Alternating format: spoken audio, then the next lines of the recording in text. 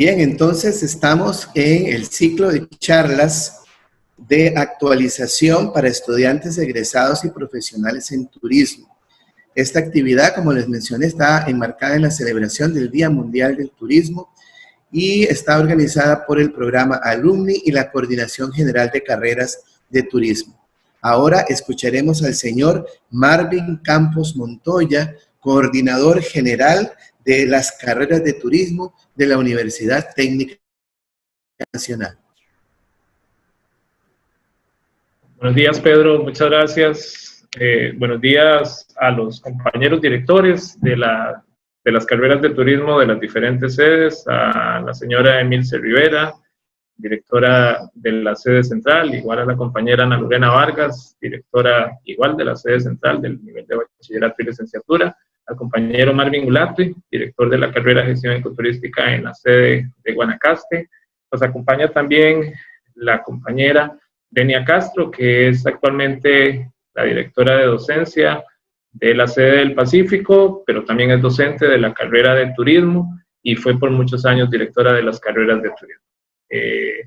Bienvenidos a todos y a todas. Qué bueno ver tanto compañeros como estudiantes, como egresados en esta actividad que, como lo dice Pedro, es un esfuerzo tanto de la coordinación general de las carreras de turismo, pero también del programa Alumni. Hoy estamos utilizando la plataforma esta de Zoom, que por medio del programa Alumni pudimos ofrecer esta charla.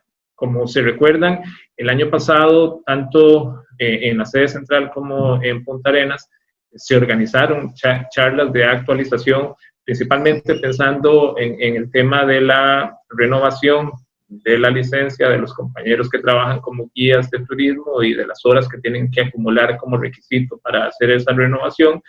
Lamentablemente, a partir de la situación que vivimos en este momento, se limita un poco, pero gracias a Dios existe la tecnología que nos posibilita tener estos espacios. Hoy nos acompaña, siento yo que tenemos a una gran expositora que, bueno, ahorita Pedro va a hacer la presentación de ella con Jimena. Creo que fue en diciembre que conversé, o en enero, no recuerdo, para esta fecha, para hoy precisamente, porque la agenda de ella es bastante ocupada y pues gracias a Dios hoy podemos empezar. Sé que la charla va a ser de mucho provecho y principalmente la información que maneja Jimena por los contactos con la Fundación Albor y por los diferentes contactos que ella tiene, sé que les va a ser muy útil, así es que póngale mucha atención. Es hasta impactante en realidad escuchar todo lo que ella tiene que decir. Y finalmente, nada más invitarlos, recuerden que tenemos igual charla mañana, tenemos un conversatorio el viernes y finalizamos, si Dios quiere, el próximo lunes, todo, como bien lo dice Pedro, en el marco de la celebración del Día Mundial del Turismo. Así es que bienvenidos y bienvenidas todas, y que la actividad sea del provecho de todos. Muchas gracias. Muchas gracias por sus palabras, don Marvin Campos Montoya. Comenzamos entonces con la primera charla, la crisis climática y sus soluciones. Está a cargo de Ximena Loría Espinosa. Ella es representante de la organización Misión 2 Grados. Esta organización se enfoca en educar y sensibilizar en el tema del cambio climático. Apoya en los esfuerzos nacionales e internacionales por mantener el aumento de la temperatura promedio mundial muy por debajo de los 2 grados sobre los niveles preindustriales. De ahí el nombre Misión 2 Grados.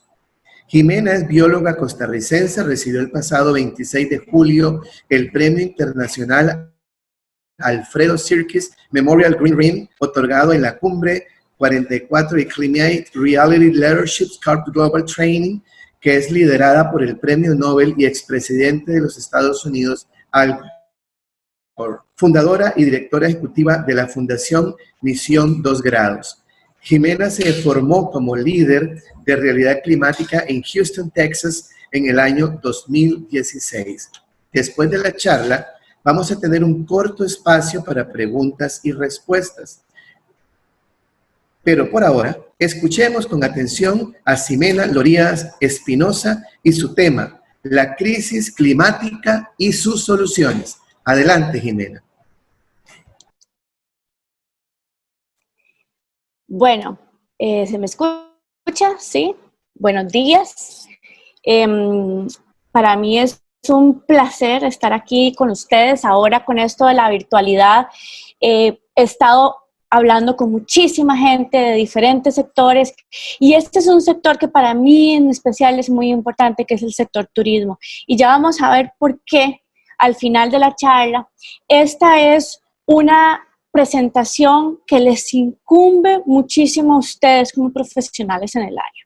Entonces voy a compartir pantalla, les rogaría que si me pueden apagar las camaritas para que no tapen la presentación, si son tan amables. Y vamos a ver.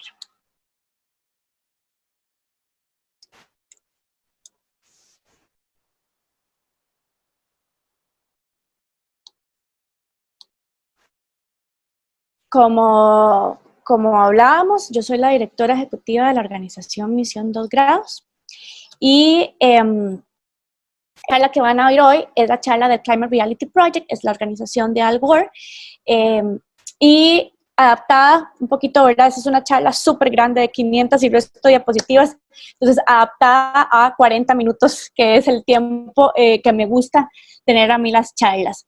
Vamos a ver.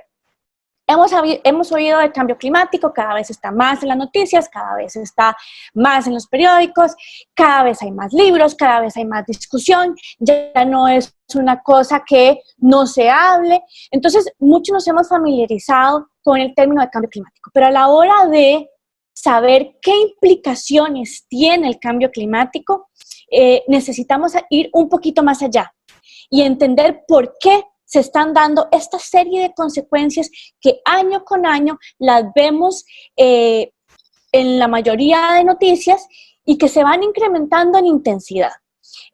Entonces, esta charla está distribuida en 3 partes, que corresponden a 3 preguntas. 1, necesitamos cambiar. 2, podemos cambiar. Y 3, cambiaremos. Entonces, la primera pregunta que vamos a responder en torno al cambio climático es si necesitamos cambiar. Porque ahora nos vienen diciendo que hay que hacer una transformación hacia economías bajas en carbono. Bueno, es cierto eso. ¿De verdad necesitamos hacer este cambio tan sustancial? Sí, ese es el spoiler y les voy a enseñar por qué. Vamos a ver.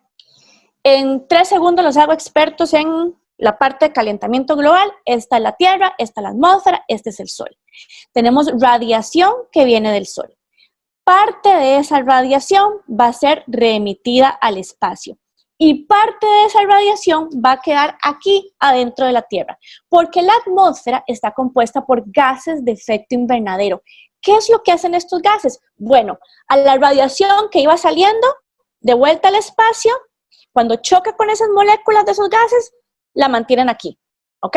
La atrapan y no la dejan salir. Cuando yo hablo de radiación, hablo de energía. Cuando hablo de energía, hablo de calor. Entonces, ¿esto está mal? No, esto está bien. Esto es lo que se llama el efecto invernadero. Es lo que nos permite en el planeta Tierra tener la temperatura necesaria para que la vida exista. Entonces, ¿qué es lo que está mal?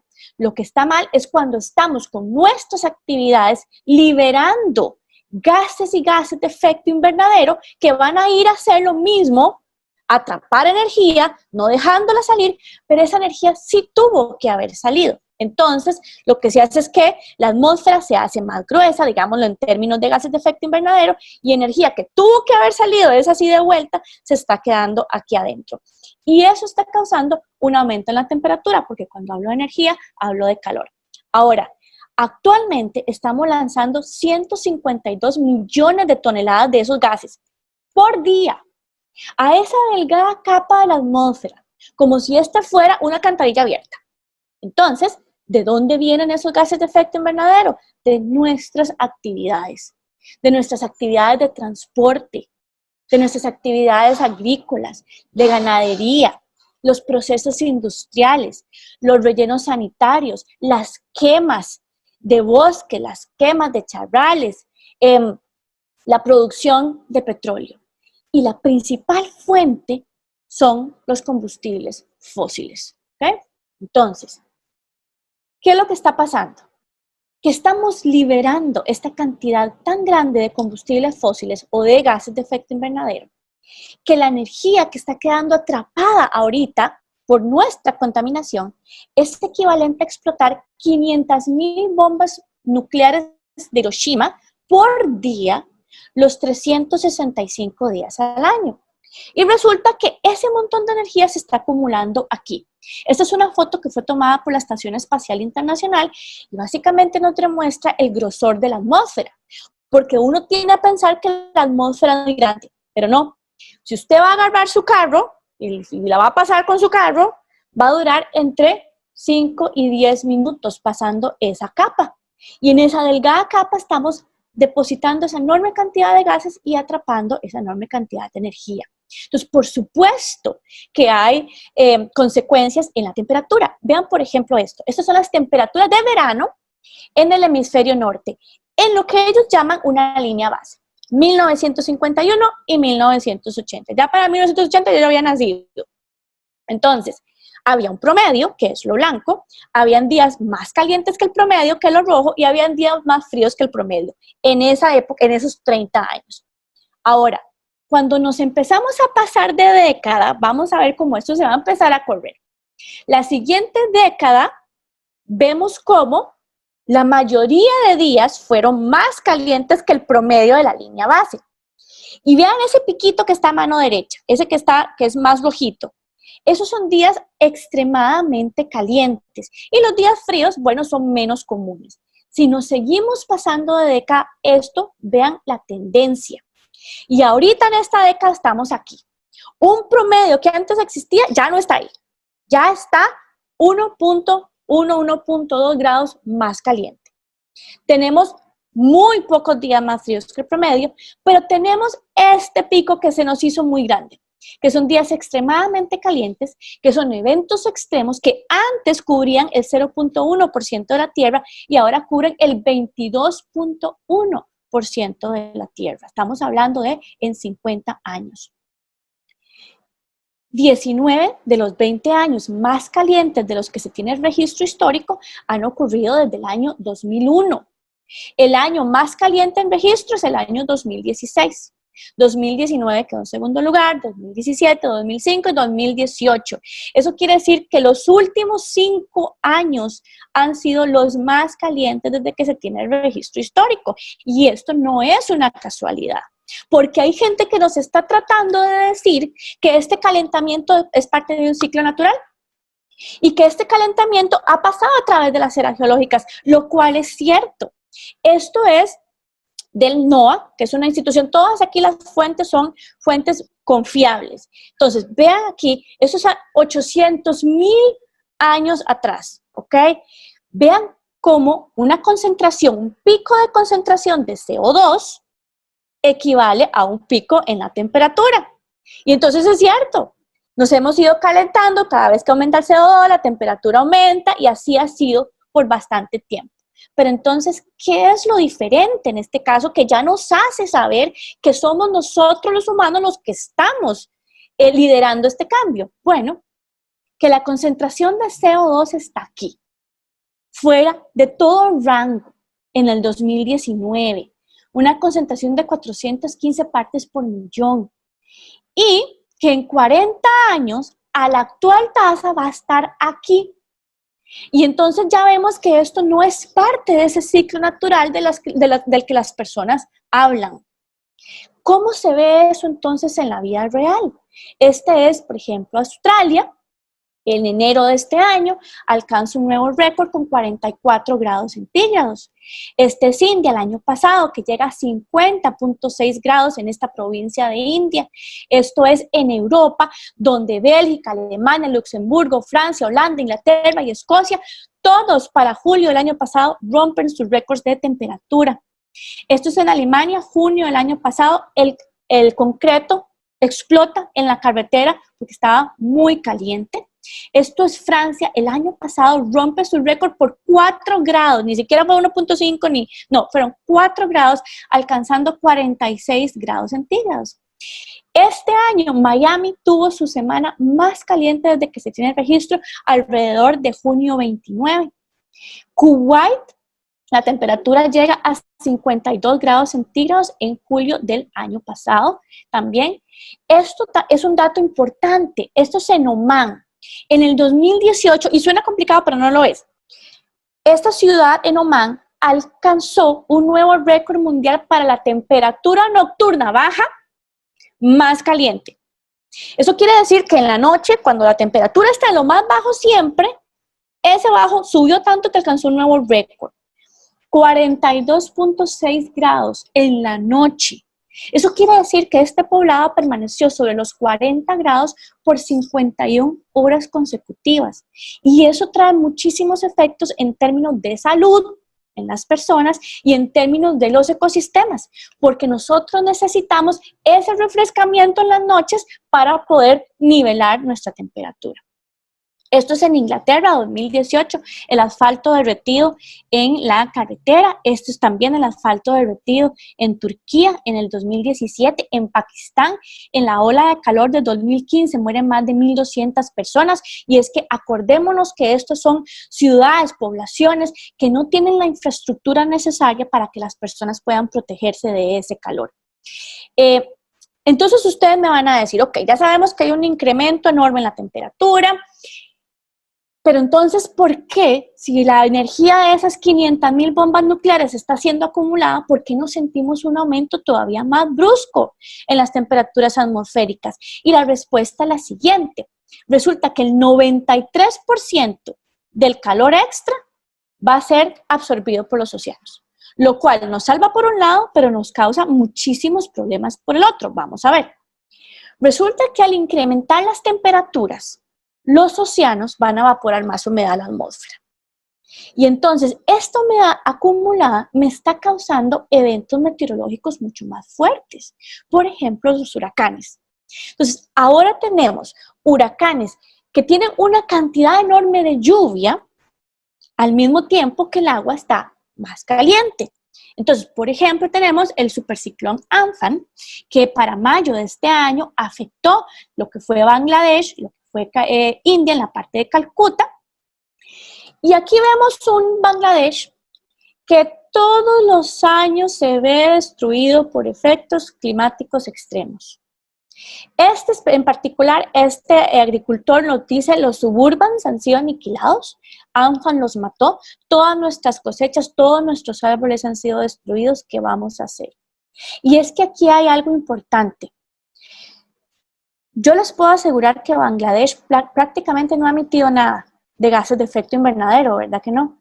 Porque son los países más ricos, los más desarrollados, los que más han emitido esos gases. Pero al mismo tiempo son los que más posibilidades tienen de adaptarse a este montón de eventos climáticos extremos que van a seguirse intensificando con el paso de los años. Pero son estos países o son los lugares que menos se han emitido, las personas más vulnerables, las personas más pobres, los que van a cargar con las mayores consecuencias del cambio climático. Y eso es un asunto de lo que nosotros llamamos justicia climática. Lo que nosotros hacemos o dejemos de hacer, va a ir directamente a afectar a aquellas poblaciones más vulnerables. Entonces, la acción climática se vuelve un asunto moral también. Tenemos, por ejemplo, en Orissa este campo de evacuación, donde ahora no solamente tienen al COVID, sino que tienen un ciclón en tiempos de COVID. Entonces, al cambio climático se le llama un multiplicador de amenazas, porque a las amenazas que tenemos actualmente le ponemos encima las consecuencias del cambio climático y eso multiplica el potencial de daño y de riesgo a las poblaciones humanas y a todas las demás especies del planeta. También en mayo de este año en Filipinas, otro tifón, el Bongfong, que afecta al menos 578,000 personas. Este es el supertifón Hagibis, que afecta a Japón, que se intensifica en menos de 24 horas, pasando de ser una tormenta tropical a un tifón categoría 5, que es la categoría más alta de huracanes. Entonces, no hemos podido, y eso es importantísimo que lo sepan, establecer una relación entre cuánto se ha calentado la Tierra y los océanos a la frecuencia de huracanes. Pero sí hemos podido establecer una relación con la intensidad de los huracanes. Aguas más calientes es el combustible para que esos huracanes se intensifiquen en cortos periodos de tiempo. Entonces, aquí en Japón, 8 millones de evacuados para octubre del año pasado. El huracán Michael, no sé si se acuerdan, que llegó a afectar el Panhandle ahí en la Florida, fue el tercer huracán más fuerte que ha llegado a los Estados Unidos, causando una gran destrucción a través de zonas turísticas muy famosas. Este es Dorian también. Dorian fue la tormenta más fuerte en tocar tierra jamás registrada en el Océano Atlántico, con vientos de 295 kilómetros por hora cuando llegó a las Bahamas. Y es que aquí hay un asunto. Vamos a ver. Categoría 5 son huracanes que tienen vientos de 250 kilómetros por hora más. Aquí Dorian tenía 295 kilómetros por hora en sus vientos. Entonces, vientos más fuertes, más lluvia, más afectación, pero no solo eso. Resulta que Dorian se instala, es decir, que se queda sobre las Bahamas por 40 horas. ¿Ok? Y eso es otro de los efectos del cambio climático. Vamos a ver, las corrientes de aire generalmente pasan así. Si aquí tenemos la Tierra, las corrientes de aire generalmente tienen esta forma. Pero ¿qué es lo que sucede? Con un aumento en las temperaturas, las corrientes de aire están cambiando su forma. Y ya no son así, sino que ahora son más sinuosas. ¿Qué quiere decir que sean más sinuosas? Quiere decir que un huracán que antes hubiera pasado mucho más rápido, se queda en un mismo lugar por más tiempo, porque son más sinuosas. Y ahí es donde se multiplica el potencial de daño también. Y bueno, todos nos acordamos de lo que fue para las Bahamas el año pasado, este Dorian que causó 10 billones de dólares en daños. Ahora, aquí hay otro punto. Por cada grado adicional de aumento de temperatura, la capacidad de la atmósfera para acumular vapor de agua incrementa un 7%. ¿Qué quiere decir eso? Eso quiere decir que regularmente el agua llega al ciclo hidrológico, se evapora, ¿verdad? Y se condensa y cae en forma de lluvia. Pero lo que está pasando ahorita es que conforme va aumentando la temperatura, el agua se evapora y se evapora y se evapora, se acumula aquí arriba, pero ese montón de agua acumulada en algún momento tiene que caer. Y entonces va a caer como lo que ahora conocemos como bombas de lluvia. Es ese montón de agua cayendo en cortos periodos de tiempo. Y evidentemente la infraestructura de las ciudades no está hecha para soportar tanta agua en tan cortos periodos de tiempo.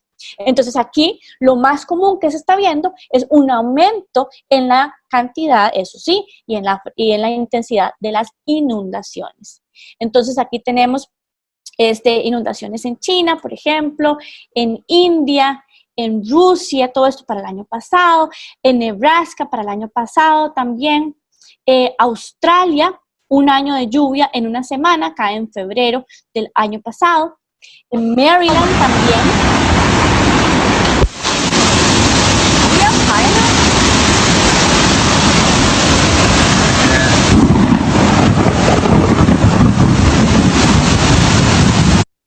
Esto es Illinois. Este campo en Illinois ya estaba listo para sembrar, pero después de las inundaciones no pudieron hacer sus cosechas.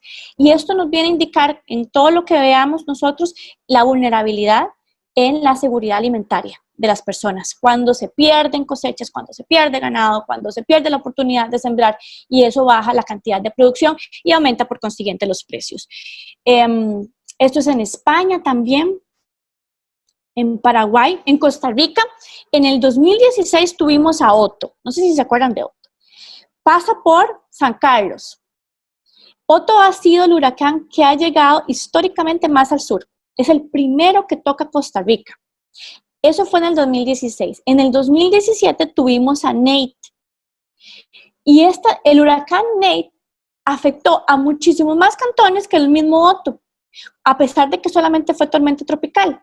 Pero eso fue por la cantidad de lluvia que cayó con Nate, que afectó aproximadamente 79 cantones. Esto es en Noruega.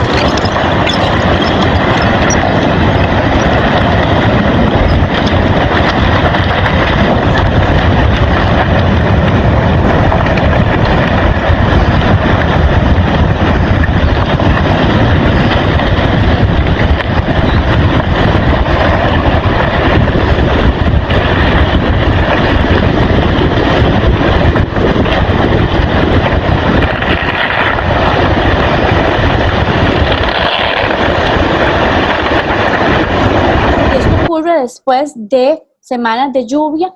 ¿Y qué también pasa? Las inundaciones llegan a lugares donde hay otras amenazas también. Por ejemplo, la acumulación de tóxicos, de químicos tóxicos. Entonces, por ejemplo, en esta compañía, en Dow Chemical Company, por el huracán, fue Michael, me parece, tuvieron que hacer una evacuación, cerrar todo el cierre de operaciones y miles de litros de material tóxico estuvieron en peligro de salir al ambiente. Por ejemplo, aquí en Texas también, esto fue con el huracán Harvey en el 2017, este daño en las instalaciones resultó en la liberación de más de 100 químicos tóxicos y, por supuesto, en su mayoría en comunidades de minorías y bajos ingresos, porque este tipo de instalaciones generalmente se hacen alrededor de comunidades pobres. Entonces, una vez más, siendo los más afectados. Y también, en el huracán Harvey en el 2017, se rompen los sistemas de almacenamiento de petróleo en Texas y ya sabemos lo que eso significa en términos de calidad de agua y biodiversidad. Globalmente, las inundaciones y los eventos extremos de lluvia ocurren ahora 4 veces más frecuentemente que en 1980. Ahora, si hablamos de agua, el cambio climático no solamente reduce el suministro de agua, sino que también incrementa la demanda de esta. Entonces, ¿verdad? Principalmente en el uso doméstico, principalmente en la agricultura, que ahora se tiene que utilizar más agua para mantener los campos con el suficiente nivel de humedad. ¿Y qué es lo que está sucediendo? Bueno, ahorita la escasez de agua afecta a más del 40% de la población mundial. ¿Por qué? Porque resulta que el mismo calor que me evapora agua, del océano en algunas partes del mundo, me va a evaporar agua, pero de la tierra en otras partes del mundo. Creando exactamente el efecto contrario, que son las sequías. Entonces, por ejemplo, este es un río el año pasado en Francia, totalmente seco. Esto es en Chennai, una provincia en India, también seca. Y de hecho, aquí en Chennai, las personas han tenido que migrar por millones a las ya llenas zonas urbanas, porque ya aquí no pueden producir, no tienen comida, no tienen alimentos. Entonces han tenido que migrar. Esto es en China, otro río. Este río es el que alimenta el Ganges, muy vacío. Este es en Zimbabue. Para el mayo del año pasado, Zimbabue solamente podían tener agua en su tubo una vez a la semana, que eran los lunes. Este es un campamento de desplazados en Somalia también. 5.4 millones de personas afectadas por la escasez de agua. Esto es en Nueva Zelanda. Este año, reservorios a solamente un 44% de su capacidad. Ahorita hay zonas que se consideran inhabitables en la Tierra, que son estas que están marcadas con negro, pero si seguimos la misma ruta, para el año 2070 se va a expandir a todas estas áreas y donde vemos que nosotros estamos por ahí metidos, porque resulta que si seguimos haciendo las cosas como las hacemos, este es el escenario para el 2095. Mucha menos agua, todo mucho más seco, ¿verdad? Y aquí vemos algo que nos incumbe a nosotros, que es el famoso corredor seco centroamericano. El corredor seco centroamericano incluye a Costa Rica y otros países de Centroamérica. En el 2016, yo no sé si ustedes se acuerdan la sequía, porque fue año del niño. Cuando se nos combina con año del niño, las sequías son devastadoras, especialmente si es un año del niño fuerte. Y entonces aquí lo que tenemos es gente migrando. Y de hecho nos dicen que la principal razón por la que esta gente está migrando es porque no tiene nada que comer.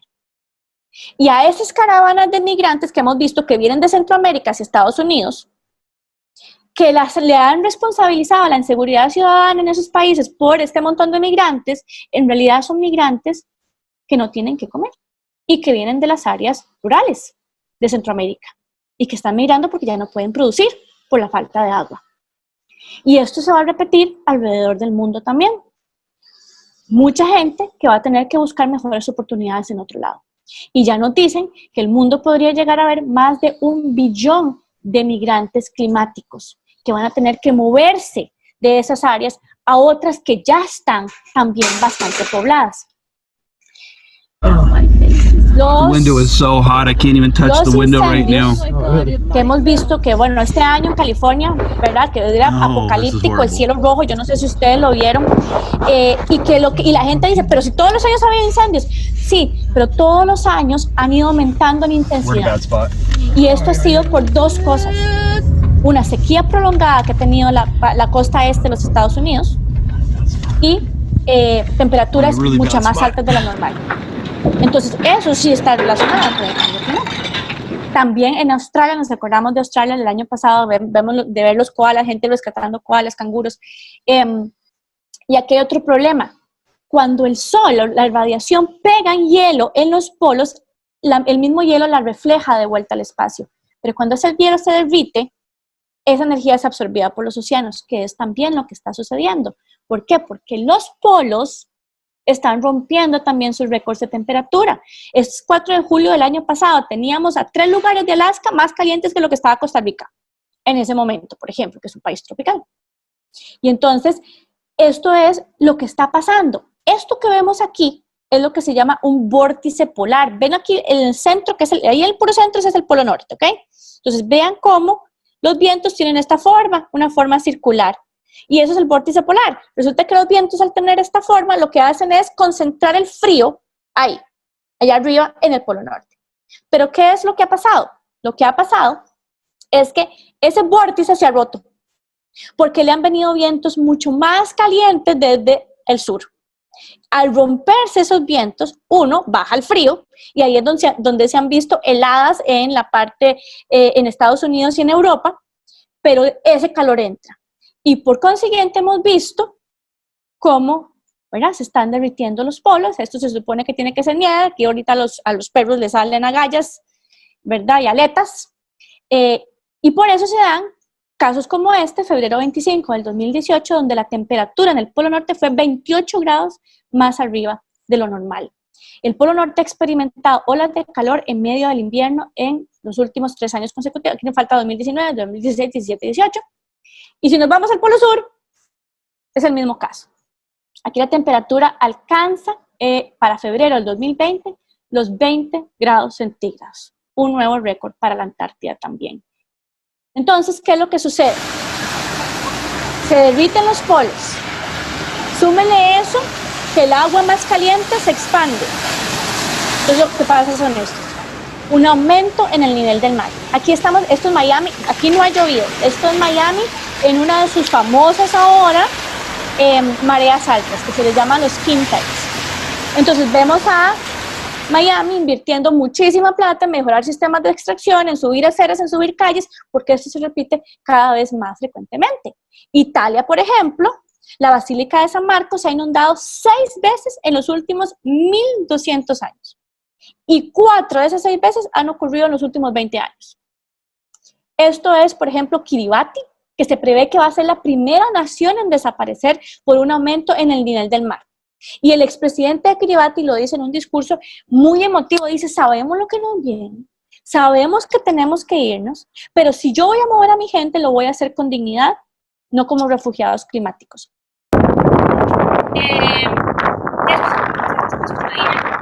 Esto es el Oso de Siberia, donde está realmente congelado, donde hemos permafrost.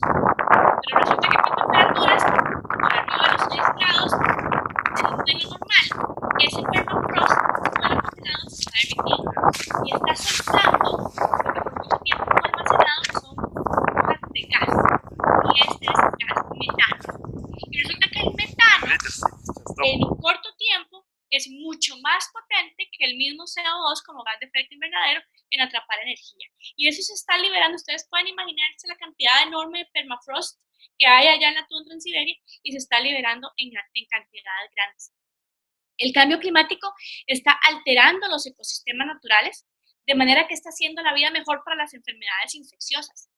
Nosotros nos estamos metiendo en lugares silvestres, ¿verdad? Estamos llegando a conectar con otras especies a las que no estamos acostumbrados. Y a medida que el clima cambia y que eso sucede, 5 nuevas infecciones están emergiendo en promedio cada año. Entonces aquí vemos como también hay una afectación de la salud en términos de enfermedades infecciosas. Vean lo que es el dengue, el Zika, todos estos, que ya se están expandiendo, estos vectores, bastante al norte y bastante al sur, porque la temperatura y la humedad ya son las suficientes y buenas para que esos vectores puedan reproducirse. Esto es pre-COVID. Esto es en enero del año pasado, donde todavía no había COVID, pero así vive la gente en muchas ciudades con un alto nivel de contaminación. Y acordémonos que son los niños, los que tienen enfermedades respiratorias, enfermedades cardíacas, los que más se afectan con toda esta contaminación del aire. También nos dicen que toda esta infraestructura,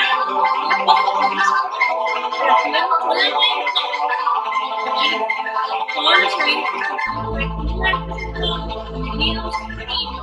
con la creación al ambiente y un gas en azul. Entonces no es tan seguro para la salud de uno como uno quisiera pensar.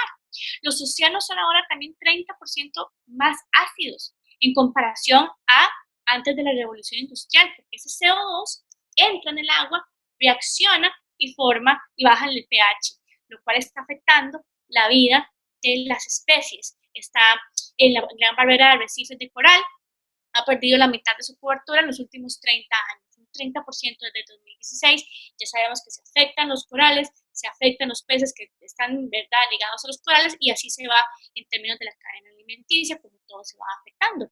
Entonces, al final, ok, el costo de carbono está pasando la ahora más, y esto no es lo que va a bajar, es que va a seguir incrementando. Todos los días estamos sintiendo y ya los escenarios en los Estados vamos a visitar. Entonces, sí, parece que es un muy mal negocio, ¿verdad? Seguir haciendo cosas, seguir utilizando el carbono, seguir utilizando los recursos de la misma manera que lo hemos estado haciendo en términos de cambio climático. Ahora, la segunda pregunta que voy a contestar mucho más rápido es, ok, ¿necesitamos cambiar? Sí. ¿Podemos? Porque esa es la pregunta que muchos se hacen. Mira, es que tenemos tan poco tiempo, ¿cómo vamos a hacer? Bueno, la buena noticia es que sí podemos, porque tenemos la tecnología, tenemos las alternativas, tenemos la capacidad para llevar a cabo el cambio que se necesita. Y en un momento de reactivación económica como este, podemos imaginarnos sin límites cómo podría ser esa reactivación. Ya no basada en combustibles fósiles, ya no basada en viejos modelos de desarrollo, es ver hacia adelante. Entonces, ¿podemos cambiar? ¿Tenemos la tecnología? Sí, sí lo tenemos. Vamos a ver. Generación eólica. Todas las proyecciones se han quedado cortas en lo que son energías limpias. Generación eólica, esas eran las proyecciones del 2000, que para el 2010 se iba a generar 30 gigawatts de energía eólica. Pero llegado el momento se pasó. Ido 22 veces lo que se había dicho. Solamente el viento puede suministrar 40 veces el consumo eléctrico mundial. Y por eso es que estos países que generalmente han sido consumidores de carbón, de combustible, están haciendo esa transición. Igual que nosotros, ¿verdad?, tenemos nuestra electricidad basada en combustible, en alternativas limpias. No así nuestro transporte. Nada más para que quede ese paréntesis. Pero en Alemania, por ejemplo, en la primera mitad de 2020, 56% de renovables. Eso es una inversión enorme para un país tan grande y con tanta necesidad energética. Tenemos Inglaterra, la misma historia, 18 veces más electricidad por renovables que por carbón en el 2019. Un país que generalmente ha sido petrolero. ¿Qué ha pasado con la energía solar? En el 2002 la proyección para el 2010 era la energía solar que será 1 gigawatt por año. Llegó el 2010, la meta se excedió por 17 veces. Actualmente, 2019, 121 veces. Y ahí es donde vemos a países que generalmente han sido, y repito, productores de petróleo, como Arabia Saudita, haciendo una transición, que planea incrementar su capacidad de renovables 120 veces al 2030. Ya tienen sus granjas solares. Esto es un museo, eso parece lo que va a ocurrir. Un museo del carbón en Kentucky, ¿verdad? Toda la gloria del carbón. Y arriba, si nos subimos al techo, lo que vamos a ver es esto. paneles solares. El museo estima ahorrar entre $8,000 y $10,000 por año en costos de energía. Esto que está aquí es en China. Esa es la planta solar más grande del mundo actualmente. Otra planta en China donde provee electricidad por menos dinero que el precio del carbón. Esto es en Egipto. Eso que ven allá, desde el espacio, va a ser una de las granjas solares más grandes del mundo también. Esto es en California, 73% generación de renovables en el 2018. Esto es en Chile. El cambio en Chile ha sido increíble y es del cual tenemos que aprender. Mercado solar en Chile 2013, 2016, 2018 y en proceso. Entonces vemos cómo en cuestión de 7 años, menos 6 años, el mercado solar en Chile ha hecho ese cambio porque tiene lógica en términos económicos, porque tiene lógica en términos ambientales y en términos sociales, porque resulta que todos los trabajos asociados a la producción por combustibles fósiles son trabajos que no son bien pagados, son trabajos que no han generado ganancias para las comunidades cercanas, mas sin embargo, en renovables hay un campo enorme todavía que explotar. Volvemos al punto, estamos hablando de reactivación económica, de generación de empleos, no vamos a ver los combustibles fósiles. Esto es en el Vaticano, que aunque es chiquitito, es la primera nación carbono neutral. Eso es en India, otra granja solar enorme, y eso viene a democratizar el acceso a la energía, porque esto era lo que antes necesitábamos para que tuvieran tener energía, esta tecnología, ¿verdad? El poste con literalmente los cables de energía. Y hay lugares en Costa Rica, no hablemos de otros países, África, hay lugares en Costa Rica donde no les llegó esto y por consiguiente al día de hoy no tienen electricidad. Pero ya esto viene a cambiarse por algo como estos panelcitos solares, esto es en Bangladesh, donde finalmente las personas tienen acceso a electricidad gracias a energía que se considera mucho más barata y que necesita también, en vez de estar subsidiando combustibles fósiles, mejor se subsidian este tipo de proyectos. Esto es en Sierra Leona, donde finalmente, aquí ustedes no ven cables de electricidad por ninguna parte, pero finalmente los niños pueden tener computación con energía solar. Entonces, ¿qué es lo que está pasando? Vean, esto es lo que está pasando en el mundo, para que vean que no es que estamos locos nosotros con un plan de descarbonización. Vamos a ver, 2009, hace 10 años, lo que se invertía en combustibles fósiles versus renovables. 2013, 2019, esto es hace cuestión de 10 años, lo que han cambiado la inversión y la generación de empleos y la capacidad de toda la infraestructura que se puede promover. Estamos hablando de que este proyecto de cable solar es el que lleva desde Australia hasta Singapur por medio de un cable de alto voltaje submarino más largo del mundo, esa energía limpia. Entonces, en Florida, ¿qué es lo que están haciendo? Ok, cerramos plantas de gas natural, ponemos granjas solares, ponemos sistemas de baterías, y ahí es donde va el movimiento. Esto es, General Electric va a tener que demoler esta planta que queda en el Inland Empire Energy Center 20 años antes, que es una planta de gas natural, porque no pueden competir económicamente con electricidad eólica y solar. Ya no. De hecho, cuando hablamos de transporte, que es nuestro talón de Aquiles en Costa Rica, también vemos cómo personas que trabajan en el sector de energía, de combustibles fósiles, dicen la economía de los vehículos de diésel y gasolina está irreversiblemente en declive. Esas son personas que trabajan para productores de combustibles fósiles, versus lo que son los carros eléctricos. Entonces, aquí vemos donde los carros eléctricos empiezan ya a volverse parte importante de un segmento del mercado. Vemos cómo todo lo que es el transporte, ¿verdad?, de mercancías, que sostiene una huella ecológica, climática muy grande de carbón, ya empiezan a producirse de eléctricos o estos que son de hidrógeno. Okay, la meta es bajar los costos de producción para que sean accesibles, pero la tecnología ya existe. Entonces, de aquí a allá, acordémonos nosotros con nuestros teléfonos celulares. Tal vez ustedes están muy jóvenes, pero mi primer celular no tenía internet, no tenía nada, costaba 82,000 colones, este bloquecito sin absolutamente nada. Pero vean lo que han llegado a mejorarse las tecnologías y por consiguiente bajar los precios de lo que podría considerarse equivalente. Entonces es cuando se mejora la tecnología y empieza a ser adoptada, los costos bajan. Así es como funciona. Ya la mitad de los buses del mundo serán eléctricos para el 2025, no falta tanto, la mitad de los buses. Y ya hay ciudades que se han comprometido a comprar solamente buses cero emisiones para el 2025. O, por ejemplo, ciudades que ya tienen solamente compran buses eléctricos. Hablamos de que el sector empresarial, más de 240 compañías globales se comprometieron a usar 100% energía renovable. Esas son algunas de esas compañías, son las compañías más grandes del mundo. Las inversiones en renovables, en eficiencia energética, crean 3 veces más trabajos en promedio que las inversiones en tecnologías con combustibles fósiles. Eso nada más para otro dato para nuestra reactivación económica. Ya están llegando los combustibles fósiles a una demanda pico. ¿Qué es esa demanda pico? La tecnología titular, lo que siempre ha sido, combustibles fósiles, ¿verdad? Viene la demanda, llega el pico y va a empezar a bajar. Pero ellos habían presupuestado llegar a ventas mucho más altas, que son las ventas esperadas que ven aquí en esta línea. Pero esas ventas ya no las van a cumplir.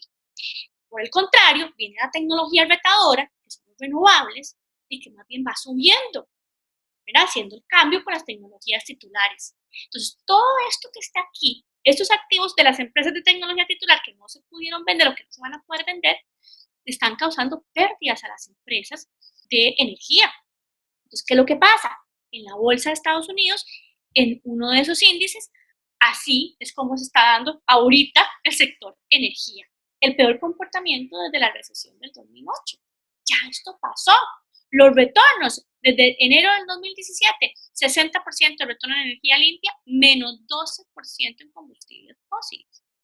Entonces ahora las empresas limpias están capitalizando mucho más en el mercado que empresas que han sido, ¿verdad?, que todos conocemos como Exxon, que produce combustibles fósiles. Esto es lo que se han devaluado las empresas y ya lo están anunciando. Shell, 22 billones. BP, 17 billones. Chevron, 10 a 11 billones. Es la devaluación que están teniendo porque ya los inversores no quieren invertir en tecnologías sucias. Entonces aquí vemos donde empujamos por todos los lados, ¿verdad? Políticas, inversores, empresas, ya no están adquiriendo o queriendo adquirir esas tecnologías sucias. De hecho, el gerente de estrategia de BP, una de esas empresas gigantes de combustibles, anunció que parte de sus recursos que no han sido extraídos no verán la luz del día.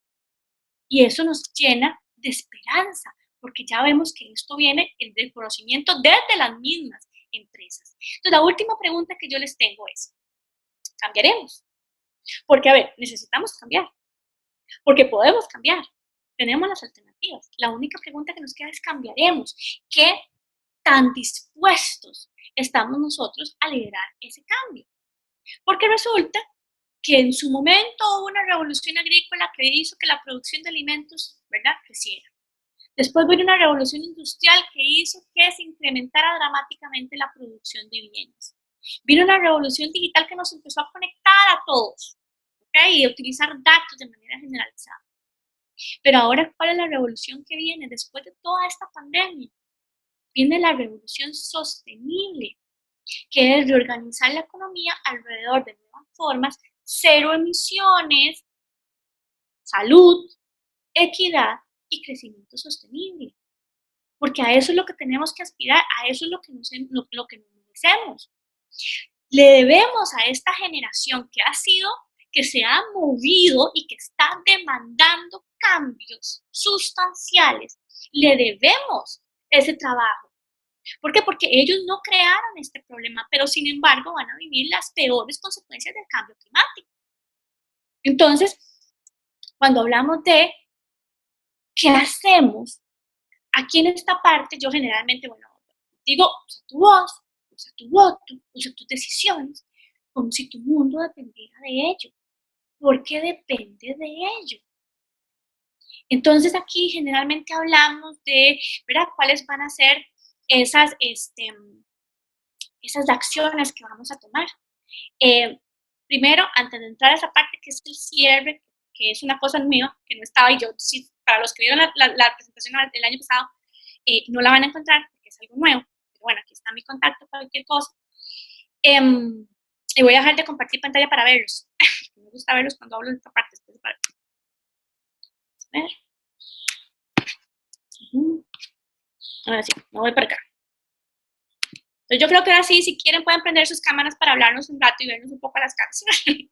Pero aquí viene la otra cosa de lo que yo voy a decirles, lo que yo voy a contarles.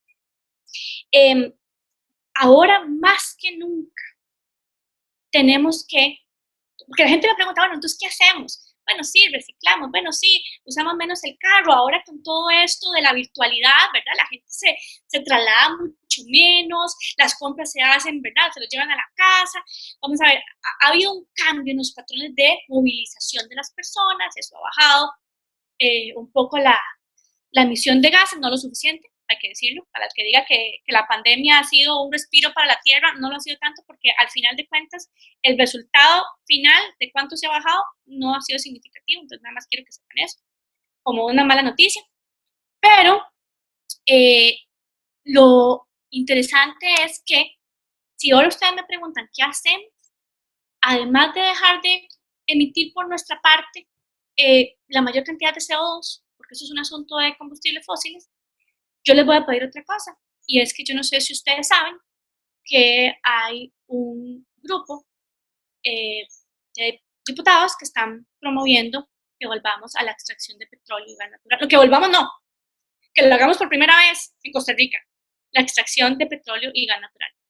Justo cuando en este momento ya todo el mundo va para un lado, ¿verdad? En el cual siempre hemos sido pioneros, siempre hemos sido el país verde, el país que lidera la lucha, todos vamos para este lado y de repente quieren hacer para atrás.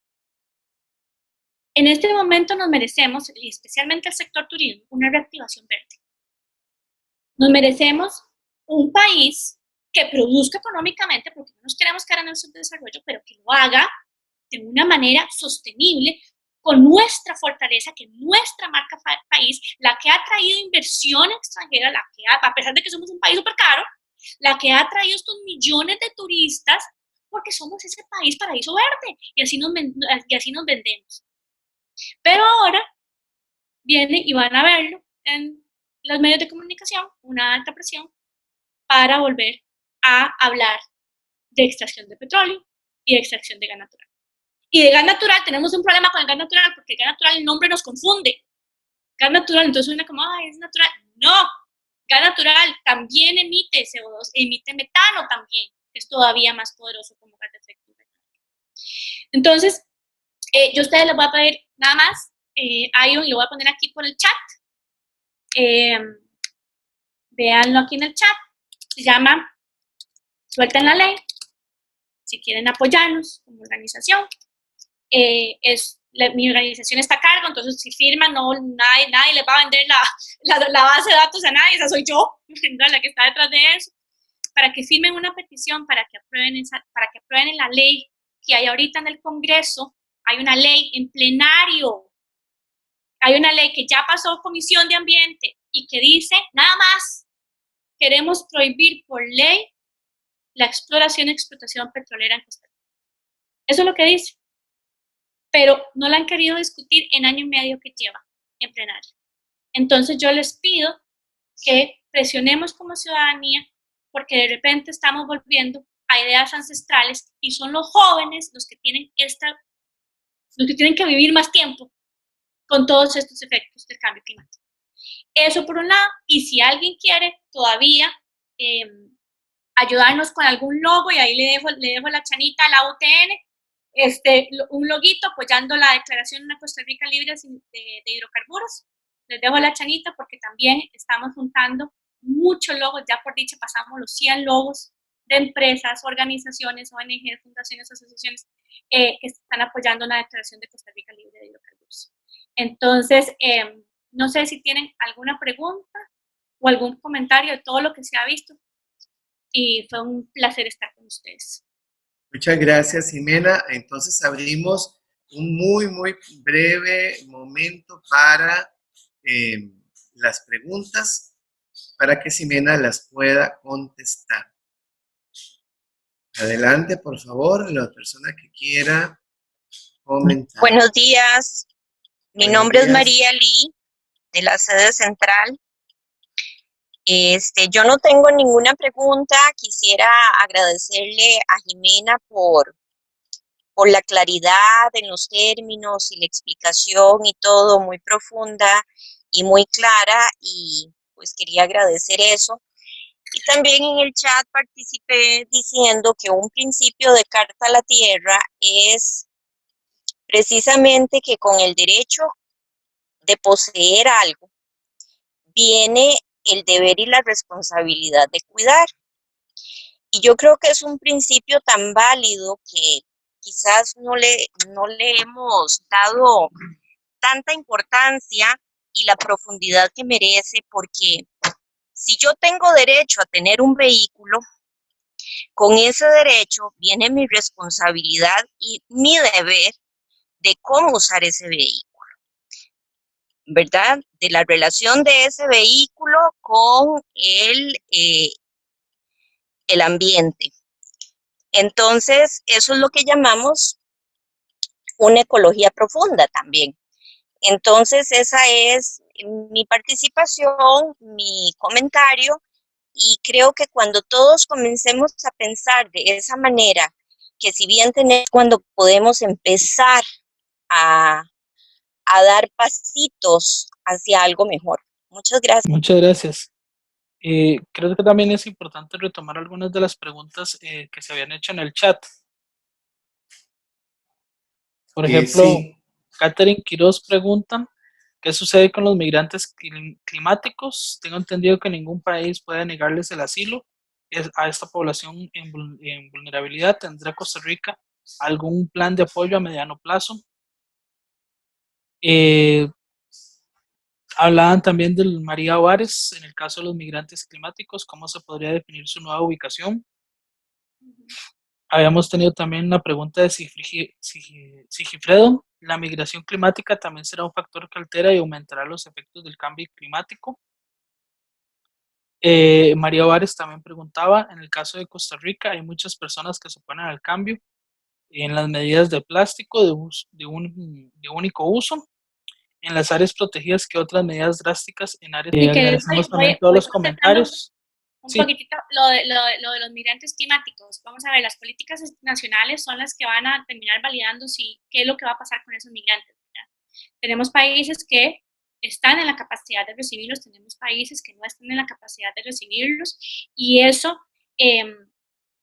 viene ya a hablar de un asunto de derechos humanos, porque no podemos hablar de cambio climático sin hablar de derechos humanos. Eso está totalmente relacionado. Entonces, ¿cómo hacemos para brindarles a estas personas que se ven forzadas? La gente no le gusta migrar, la gente no le gusta dejar su tierra, no le gusta dejar su cultura, pero muchos estaban a ser obligados a migrar. Entonces, ¿cómo darles a estas personas que están migrando por fuerza las oportunidades necesarias para que a donde lleguen puedan tener una vida digna? Porque muchas personas cuando migran van a otros lugares a pasar también necesidades, porque ya llegan a lugares que están colapsados, que no pueden brindar los servicios a tantísima gente que ya los requiere. Entonces, todo eso es lo que se habla a nivel de Naciones Unidas, que tenemos que empezar a crear políticas para lidiar con la ola de refugiados climáticos que van a pasar, que ya se está dando y que solamente se va a incrementar en el tiempo. Después me habías dicho lo de plástico de un solo uso, igual. Vamos a ver, estamos los que estamos en la ciudadanía y están los que, ¿verdad?, viven de esas actividades. Entonces siempre va a haber una oposición. La ciudadanía quiere que haya más leyes y los que viven de esas actividades son los que dicen, no, esas son nuestras actividades y si no nos vamos a ver afectados económicamente. Entonces, ¿hasta dónde tenemos que promover a través, ya no tal vez de leyes, pero a través de nuestro mismo consumo, ¿verdad?, que esas empresas empiecen a hacer la transición a materiales más sostenibles? Hola. Hola. ¿Cómo está? Mi nombre es María José Juárez, yo soy la metiche que estaba opinando hace rato. Yo soy egresada del antiguo CUNA, yo fui alumna de la señora Emilce Rivera, me gradué en el 2008. Vieras que ahora que hablaban de los migrantes climáticos, yo tengo un aporte que me llegó al corazón. En el 2019, en febrero, yo viajé por trabajo a Emberá, Darién, a Panamá, debido a la inundación del lago Guayano. Para hacer la parte hidroeléctrica, el proyecto que se inició en Panamá, a ellos se les dejó sin agua potable. Y caemos en esto que usted comentaba acerca de la gente no queriendo dejar su raíz. yo fui invitada a almorzar a un palencón en una de las comunidades y me llegó al corazón, ustedes no tienen idea, ver la gente hirviendo el agua sucia y echándole hojas de zacate de limón para lavarse las manos y luego hirviendo también agua aparte con también zacate de limón para beberlo, sabiendo uno que el zacate de limón en concentraciones muy altas tiene ciertos pelitos que producen laceraciones en la vía respiratoria. Entonces, vieras que me llegó al alma y yo les preguntaba, porque ellos los intentaron reubicar cerca de Chiriquí y dijeron que no, que ellos nacieron en el Darién y son del Darién y el Darién es de ellos. Y ustedes no tienen una idea lo que a uno le duele, porque uno piensa que eso solo pasa al otro lado del mundo, pero eso sucede aquí. Ustedes no tienen una idea de ver Panamá tan rico en la ciudad y tan pobre cerca de la frontera con Colombia. Saludos y un abrazo a todos, pura vida. Gracias. Sí, en esa línea me gustaría también hacerle un aporte, porque lo que dice doña María es lo mismo que pasó acá en Costa Rica con el proyecto de Iquiz y con el proyecto hidroeléctrico que está entre San Carlos de San Marcos de Tarrazú y la zona del Pacífico de Parrita. Porque, digamos, ya tenía como un año de haber terminado el proyecto y estar en funcionamiento cuando yo visité la zona de San Carlos de San Marcos de Tarrazú. Básicamente uno pasa por la entrada al proyecto hidroeléctrico y ellos estaba en un colegio y el director de esa institución me decía que desde que habían hecho el proyecto, el clima ahí había variado. Se sentía más húmedo en la región, había sido una región más fría, ¿verdad? Y ahora estaban experimentando que la temperatura había aumentado, era más húmedo, tenían más calor durante el día, que era algo que no vivían, ¿verdad? Antes del proyecto. Y hablemos también de las personas desplazadas cuando se generó en Costa Rica el proyecto hidroeléctrico Arenal. Tuvimos 2 pueblos que fueron totalmente desplazados, ¿verdad? Yo creo que si bien la energía hidroeléctrica ha sido pues una apuesta, ¿verdad? A una generación de energía más limpia, eso no quiere decir que no ha generado un alto impacto ambiental y social en las comunidades. Si hablamos de Costa Rica, ¿verdad? De esos 2 proyectos y también del impacto en la naturaleza, por ejemplo, el proyecto Reventazón. Sí, de hecho la energía hidroeléctrica ya tuvimos suficiente. Podemos continuar con las siguientes tecnologías. Bueno, de esta manera hemos llegado al final de esta primera actividad de hoy. Procederé al resumen ejecutivo. La compañera Jimena nos presentó una conferencia en 2 partes. En la primera habló sobre el impacto que ha tenido la temperatura mundial, el aumento que ha habido, y nos presentó datos científicos concretos. El ser humano realmente ha impactado la temperatura del planeta en los últimos años, que supera los registros históricos tradicionales. Muchos no sienten ese impacto porque los océanos están absorbiendo gran parte de ese calor, pero a la vez esta absorción del calor de los océanos produce otros problemas muy destructivos. Y es ahí cuando Jimena introdujo el término justicia climática. Lo que hagamos o no afecta a los más vulnerables. Esta absorción de calor y estos cambios climáticos en el océano está provocando territorios destruidos, aumento de enfermedades y también introdujo aquí Jimena el término emigrante climático, la falta de agua, la acidificación de los océanos y otros problemas. Definitivamente en esta primera parte quedó probado científicamente que efectivamente el aumento de la temperatura mundial es una realidad.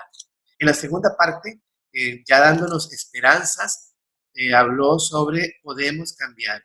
Básicamente presentó su opinión sobre un plan de descarbonización que consiste en una transición a energías limpias. Nuevamente, a través de datos concretos, demostró cómo la energía eólica, la energía solar son opciones bien importantes y cómo el mejoramiento de la tecnología, que cada vez es mejor y mayor, va a ayudar a provocar lo que ella denominó revolución sostenible. Es una organización de la economía desde el crecimiento económico sostenible, con términos de salud, equidad, cero emisiones, y este es un inicio como de una nueva era para la humanidad. Finalmente, Jimena cerró su disertación con una invitación a apoyar la iniciativa Suelten la Ley, que es una situación que está ocurriendo en este momento por un grupo de diputados que en la Asamblea Legislativa están promoviendo un proyecto de extracción de petróleo, y esto queremos detenerlo. Bueno, de parte personal, Jimena, la organización tiene mi apoyo, y también nos invita a la UTN a que podamos ofrecerle nuestro logo para que este logo pueda estar dentro de las actividades de misión 2 grados. Ahí quedará en términos de Ali esta decisión de parte de la universidad. Por parte mía, muchísimas gracias, Jimena, y mañana los invitamos a la segunda actividad, habilidades blandas requeridas en la actividad turística, a las 3 de la tarde, por parte de la licenciada Daniela Paola Rosales Caravaca, mañana 24 de septiembre. No sé si Ali y don Marvin Campos quieren dar unas palabras de agradecimiento y despedida. Muchas gracias, Pedro. Sí, agradecer a Ximena por habernos acompañado esta mañana. Muy, muy enriquecedora, ¿verdad? Yo creo que grandes términos y grandes expectativas para nosotros como ciudadanía, poder aportar en este retroceso, ¿verdad? A esa situación tan alarmante, ¿verdad? Que se puede dar si no hacemos el cambio. Los cambios comienzan desde lo más pequeño hasta lo más grande, ¿verdad? Es un efecto multiplicador. Entonces, igual desde el programa Alumni de la Vicerrectoría de Vida Estudiantil, agradecer su colaboración, su mensaje, ¿verdad? Y toda la información brindada. Agradecer a todas las personas graduadas, estudiantes que se conectaron el día de hoy, a los docentes y las docentes de las carreras, a los directores de carrera también por el espacio. Muchísimas gracias. Y claro que por lo menos en lo que a mí concierne, mi logo del programa Alumni podrá ser utilizado, y en el caso del mensaje del logo de la UTN, podemos hacer la solicitud, ¿verdad?, a la Dirección de Comunicación y a las autoridades para incorporar el logo a la campaña. Don Marvin. Perfecto, yo les mando toda la información, no se preocupen. Muchas gracias, Ximena.